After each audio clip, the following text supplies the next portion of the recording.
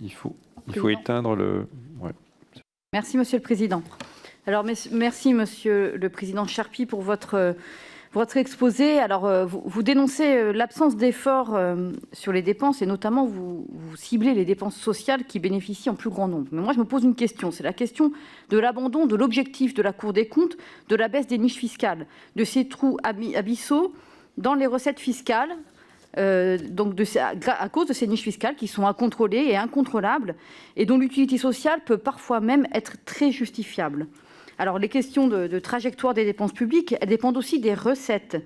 Et là, il me semble aussi que la Cour des comptes prend un peu trop pour argent comptant tous les cadeaux fiscaux qui ont été faits ces dernières années. Alors, on parle déjà des 100 milliards de niches fiscales, mais je parle aussi des 10 milliards par an de baisse de CVAE qui vont profiter à 3% des entreprises, et ça, vous ne le remettez pas en cause.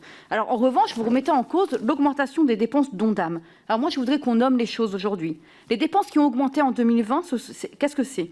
Ce sont les dépenses de soins de ville, les dépenses relatives aux établissements de santé, et les contributions de l'assurance maladie aux dépenses et aux établissements et services pour personnes âgées. Monsieur le Premier Président, nous sortons d'une crise sanitaire. Nous sommes même encore au cœur de cette crise sanitaire. Dites-nous dans quelles dépenses de l'Ondam, aujourd'hui, il faut qu'on sabre. Quelles augmentations étaient injustifiées en 2020?